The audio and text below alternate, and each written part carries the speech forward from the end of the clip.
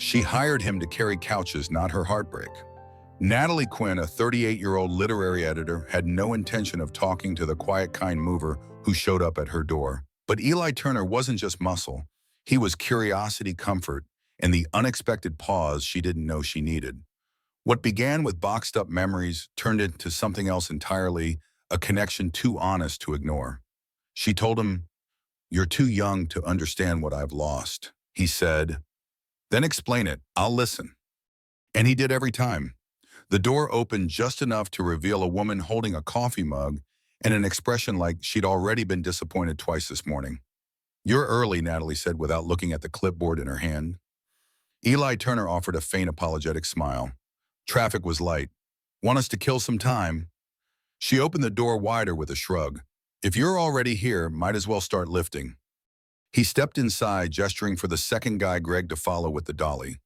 The apartment smelled like old books, lemon cleaner, and something floral that lingered beneath it all, like memory, the kind of smell you remember later when you can't place why someone made you feel something.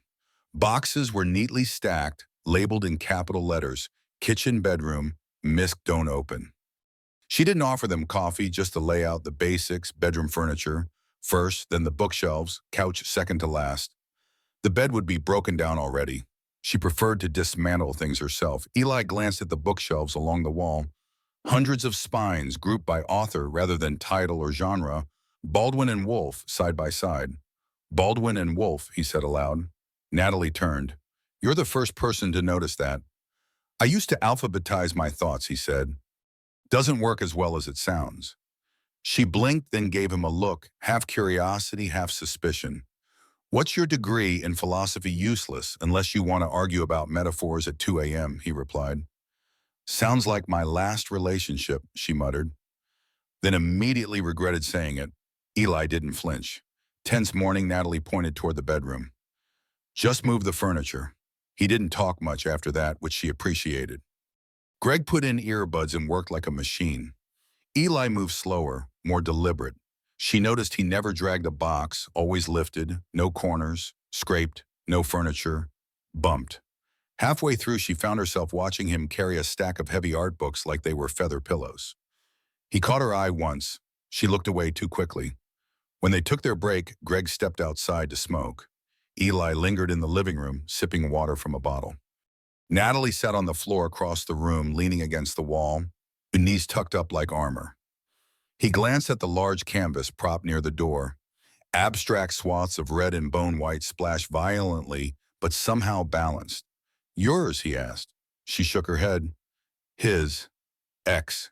She didn't answer. Eli waited. Then she sighed. 10 years. He was a painter, I was the editor. We fit until we didn't. He nodded. "Who moved out first?" He did. "I stayed to finish the lease because I'm a masochist. Or maybe just stubborn. You packing all this yourself?" She looked around at the meticulous boxes. "Yeah, I can tell. The tape lines are clean. That's a precision wound." Natalie tilted her head.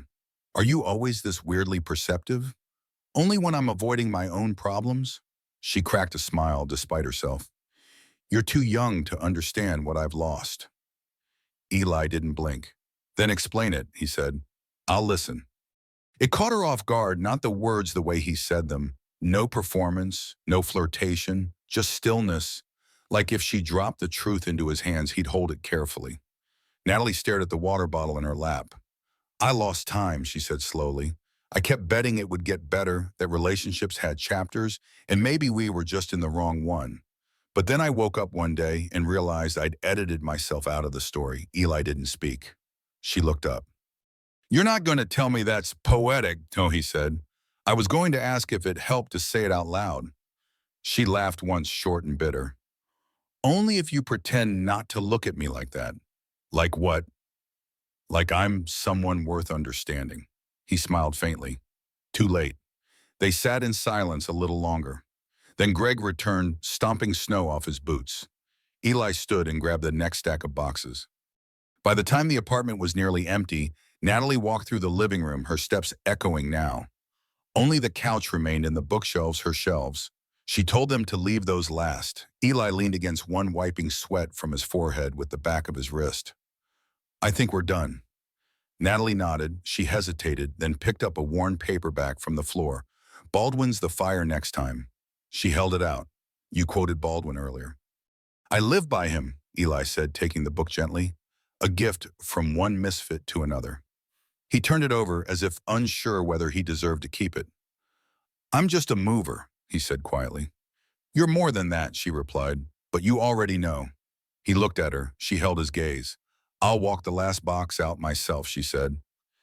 He didn't stop her, but he watched and she let him, because maybe for the first time in a long time being seen didn't feel like something to avoid.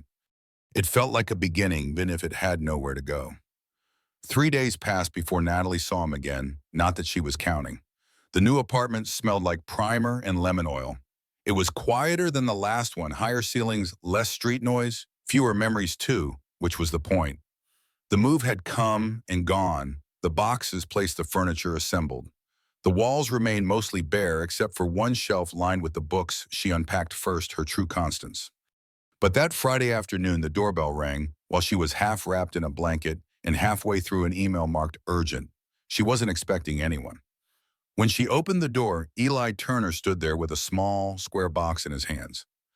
Found this in the back of the truck, he said, lifting it slightly, tucked behind a wheelbase. Must have slid during the move. Natalie blinked. I didn't even notice anything missing. It's not labeled, he said, offering it to her like it was fragile. She took it, running her fingers over the untaped flap. There was a pause. You want to come in, she asked before she could stop herself. Eli didn't hesitate. Sure, the apartment wasn't furnished yet in the way homes are. No artwork, no accent pillows, no plants, but it was clean and minimal, and Eli noticed that every book was already alphabetized. He sat on a stool at her kitchen island while she opened the mystery box. Inside old notebooks, a pair of black gloves, and one Polaroid photo her years younger, smiling at the edge of a lake. Natalie stared at it for a second too long. From a cabin trip, she said quietly. Back when I still thought there were rules to love, like if you followed them, you'd win. You stopped believing that, Eli asked. She smiled without humor. Eventually, yeah. Turns out love doesn't reward good behavior. Eli tilted his head. Maybe it just rewards honesty. You think so? I think most people are scared of wanting something that might want them back. Natalie looked up from the photo. Is that your philosophical wisdom or lived experience? Bit of both, he said softly. They lapsed into silence.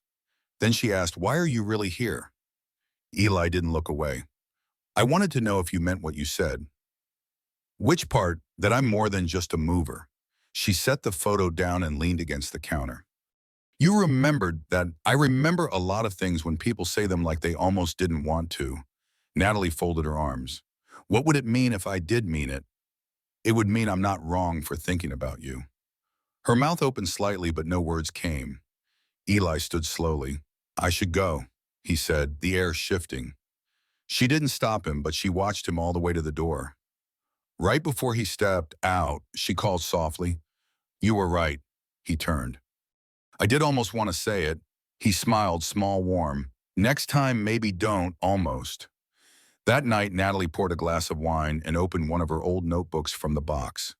Inside was a page torn from a poetry collection taped into the middle. Her own handwriting beneath it read, One day I'll stop folding myself to fit. She touched the ink and thought of Eli's hands, the way he held things like they mattered. The next morning, she found herself in the bookstore cafe across from her building. She'd been there before, but never for longer than 5 minutes. She didn't expect to see him there, sitting at a table near the window, with a half-empty cup of coffee and a book in his hand. He looked up and didn't smile right away. Then he did. She walked over slowly. Do you come here often? She teased. Only when I'm trying to be accidentally found, he said. Natalie sat across from him. Well, lucky accident. They talked not about big things, but about the sound of rain on old rooftops, about how some songs ruin you in the best way, about teachers that disappointed them, and books that healed them. When she finally glanced at the clock, an hour had passed. I should go, she said. Where to? She paused. Nowhere urgent, then stay.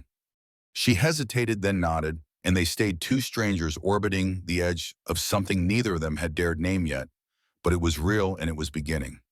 The first real snow came quietly.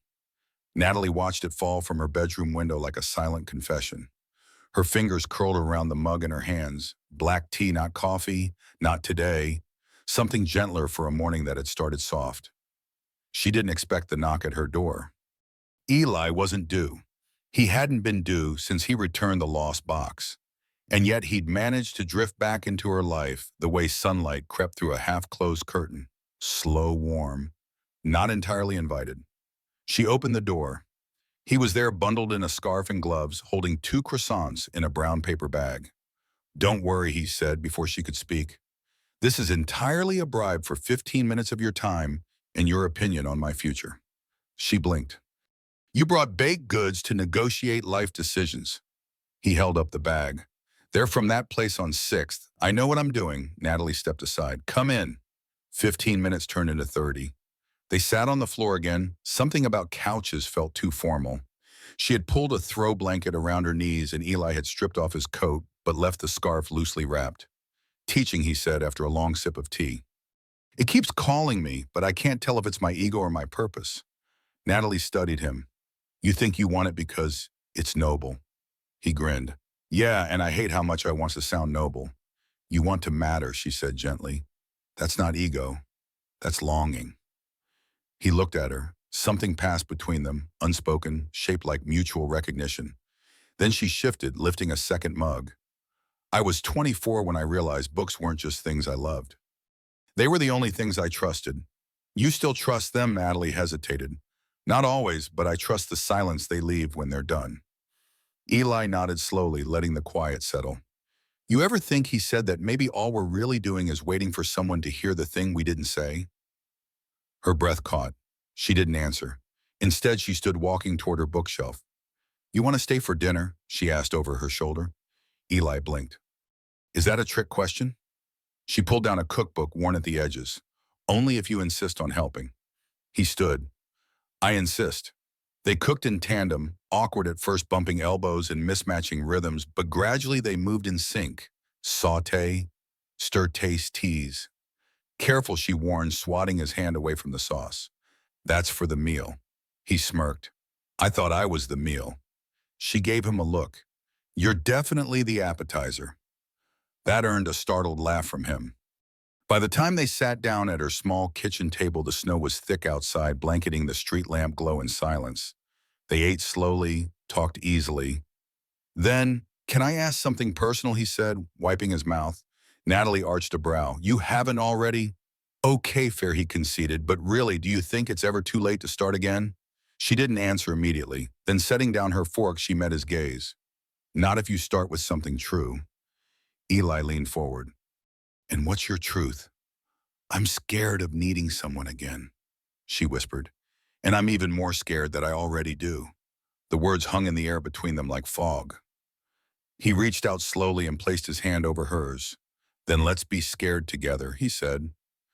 That night they didn't sleep together, but he stayed curled beside her on the couch legs, tangled their breathing in quiet sync. The television glowed in the background, ignored. Her head rested against his shoulder, and his hand found hers in the dark. They said nothing and everything all at once. The snow stuck for 3 days. Natalie found herself craving the hush it brought to the city, the way everything slowed. Even the silence in her apartment felt less like absence and more like a pause she was finally ready to inhabit. Eli didn't come by the next day or the day after. She didn't ask why. But when he texted, "I walked past your street today." "Your window was lit up like something waiting to be read," she replied. "Funny, I was thinking about turning the page." That night, she opened her curtains and left the light on just in case. They met again the following Saturday. He was waiting in the corner of the bookstore cafe again, scarf unwrapped, sleeves pushed up, journal open beside his coffee. He didn't see her right away. He was scribbling something, one hand in his hair. Natalie watched him for a moment from the doorway. There was something about the way he inhabited space, not loudly, not with the ego of a man trying to impress. He just was present, attentive, unhurried. It felt rare. She approached slowly. "You always look like you're thinking about the end of the world." "In here," she said. He looked up startled and smiled like a fire being coaxed to life. "Only the small ones." She set her gloves down. "Which one today?" End of pretending I don't want to kiss you every time you look at me like that. She blinked. And how am I looking at you like you're afraid you already love me a little? The air between them crackled. She laughed once softly. You're dangerous. I'm 26, he replied deadpan. I've been told that's the definition. They walked after coffee. The sidewalks were wet with melt and grit, the streets busy with bundled pedestrians and weekend strollers. They moved slowly, hands bumping, but not quite touching. She wore a dark coat, her scarf tucked high, her hair pulled back, composed elegant as always, but her eyes held something else now, an openness edged with hesitation. He stopped in front of a bookstore window. There was a handwritten sign taped inside. All stories begin with risk. He turned to her. Do you believe that Natalie looked past the words to her own reflection? I used to, and now I'm here, aren't I? Later, back in her apartment, she stood in the kitchen pouring tea. He leaned against the counter, watching her silent. The warmth in the room was thick with tension, not conflict, but gravity, like something unspoken was about to surface. You didn't come over earlier this week, she said, finally not turning around. I didn't want to push, Eli said, or assume. She handed him a cup. You're not assuming if you're wanted. He took it slowly, their fingers brushed.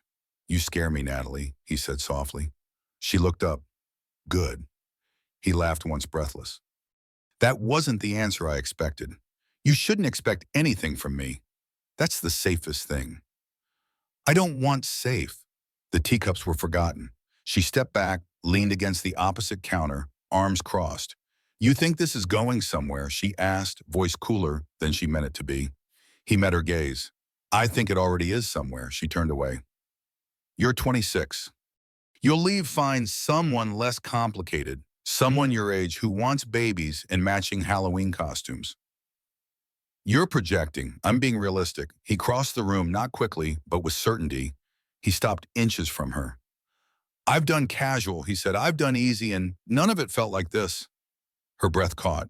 This, he continued, is inconvenient, confusing, but it's also the first thing that's made me feel like myself in a long time. She looked up at him, eyes wide. You don't know all of me. He reached for her hand, then show me. And she did. They didn't rush. They moved like two people building trust with touch, not conquering. When he kissed her, it was quiet, deep, full of patience and restraint and tension finally released. He kissed her like someone who wasn't going to ask for more than she could give, but who would gladly hold every part she offered. They made their way to her bedroom in silence, lit only by the city light bleeding through the windows. He touched her like a reverent question. She answered with her body, every breath, every shift, every sigh. There was no music, no performance, just warmth, skin, stillness broken by the soft sound of connection. Afterward, they lay tangled in sheets, bare and breathless. He pressed his lips to her shoulder. Still scared, he whispered. Terrified, she said, eyes closed, but she didn't let go. The next morning, she woke before him. Sunlight cut across his back. The sheet had slipped low, revealing the slope of muscle and softness. He looked peaceful, unburdened. She reached for her robe, slipped out of bed, and walked to the kitchen. As she boiled water, she felt the familiar itch of anxiety. What now? She hadn't planned for him to stay the night. She hadn't planned for any of this. By the time she poured 2 mugs of coffee, he was in the doorway, pulling on his shirt. Hey, he said, voice rasped with sleep. Morning, she replied. You okay? She nodded. Are you? He crossed to her, kissed her cheek. Better than I've been in years. She handed him the mug. So what do we do now? He sipped. We keep going. She raised an eyebrow. That easy no, he said, but I'm not afraid of hard. She leaned against the counter. That's because you haven't seen all my damage yet. Eli stepped closer. Then show me that too. She smiled, small but real. He stayed until noon, and when he left, she didn't feel like she was losing something. She felt like she was building it slowly, deliberately, one breath at a time. Natalie didn't hear from Eli for 2 days. It wasn't silence, not really. There were no bruised egos or angry texts, no sharp exits or dramatic disappearances. Just space, the kind you didn't realize was holding air until you tried to breathe without it. He hadn't said goodbye. He hadn't said anything, which made her even more afraid of what she was feeling. On the third day, she saw him by accident, or fate, the corner of Mulberry and 8th, where the bookstore curved around into a tiny used record shop. She was walking home, her coat collar up, scarf-tight bag, heavy with manuscripts. He was standing inside the glass, flipping through vinyl, alone, intent. His hair had grown slightly longer.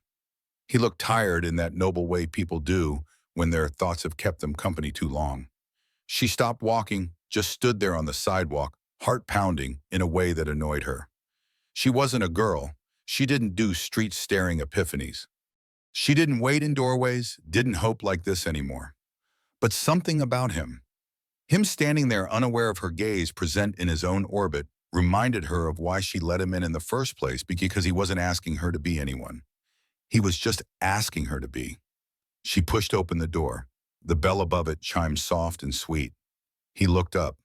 Their eyes met, and for a second, neither of them moved. Then he smiled. "You again." "I'm always me," she said, stepping closer, "but you seem a little quieter today." He shrugged. "Been thinking. Dangerous." He held up a record. "Tell me this doesn't look like an argument we'd have." She glanced at the sleeve, Tom Waits' Rain Dogs. "Please," she scoffed. "You'd quote lyrics, I'd call you pretentious, we'd both end up drunk." He laughed. "Accurate." She hesitated. "Why'd you disappear?" His smile faded. "I didn't," he said. "I just didn't know how to keep showing up without asking for too much." Natalie tilted her head. "And what's too much to you?" "Wishing I could be more than a chapter in your reset story." The words hit deeper than she expected. She stepped forward. "You were never a chapter," she said. "You were the part that made me want to write again." He looked at her, vulnerable, a little stunned. "I don't know what this is," she whispered. "I don't know what it wants to be, but I know I've been alone for so long that your voice in the room feels like music." Eli didn't respond right away. Then quietly, "You still scare me?" "Good," she said. He smiled. "You want to take this outside? I think we owe each other a sidewalk moment." They walked through the city like it wasn't the middle of January. No gloves, hands out, breaths visible in the cold. He told her about a job interview, adjunct position, community college, a chance to teach intro ethics to 18-year-olds who might not care but might remember him later anyway. "I'm not sure it's enough," he said, "but I think it's a place to start." "You don't have to impress me with ambition," she replied. "I'm already impressed you do your own laundry." He nudged her shoulder. "I like your sharp edges. I like your soft center." He glanced at her. "So what now?" She stopped walking. They were on the bridge now, just far enough out of earshot from the buzz of the city. The lights cast a low, amber glow. The water below churned with calm dissonance. Natalie looked out across it. "We name things too early," he waited. She turned to him. "We're not a relationship. We're not an experiment. We're not a failure waiting to happen." "Then what are we?" She took his hand, and for once she didn't deflect. "We're possible." They didn't label anything after that. They just continued dinners, walks, late-night texts that turned into visits, a toothbrush that found its way into her drawer, a book he left on her nightstand, a hoodie she wore when she made tea. One night she was editing a memoir and found him asleep on the couch, a pen tucked behind his ear and her cat in his lap. She took a picture, then deleted it. Some moments weren't meant for keeping, they were meant for holding. Weeks passed. Then one evening, Eli came through the door, holding a letter. Natalie looked up from the table. "What's that?" He handed it to her. She read it, adjunct hire, starting in April. "I got it," he said, grinning. "It's not much, but it's mine." She looked up at him. "You're staying," she said. "I was never leaving."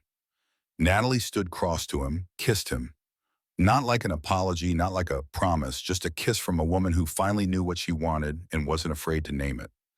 Later that night, as they lay in bed, legs tangled, the windows humming with soft wind, Natalie whispered, "I used to think the only way to start over was alone." Eli traced her collarbone with his fingertip. "And now, I think maybe starting with someone honest is the bravest version." He smiled into her neck. "Then we're being very brave." And she smiled back, eyes closed, heart, open, story still unfolding. The story of Natalie Quinn and Eli Turner unveils a timeless lesson. True healing begins when we allow ourselves to be seen raw and unguarded by someone who listens without judgment. Natalie, a 38-year-old editor scarred by a decade of lost love, hid behind her meticulously packed boxes and sharp wit, convinced solitude was her safest refuge. Yet Eli, a young mover with a philosopher's heart, didn't just carry her furniture, he carried space for her truth. His quiet question, then explain it. I'll listen cracked open her defenses, showing that connection blooms not from grand gestures, but from honest presence. Their story teaches us that vulnerability is a risk worth taking. Natalie's fear of needing someone again mirrored our own hesitations to trust. Yet Eli's persistence, his refusal to let her pain define her, reminds us that love can rewrite our endings. We learn that age-past wounds or differences don't dictate connection, courage does. By choosing to stay to share silences and stories, they built something possible, a fragile, beautiful beginning. This is a call to embrace the people who see you, who hold your truths gently, and to step into the scary, sacred act of being known. What's a moment when someone's presence helped you heal? Drop your story in the comments. We're all here to listen. If this touched your heart, subscribe to our channel for more stories of hope and human connection. Let's keep building a community that celebrates brave beginnings,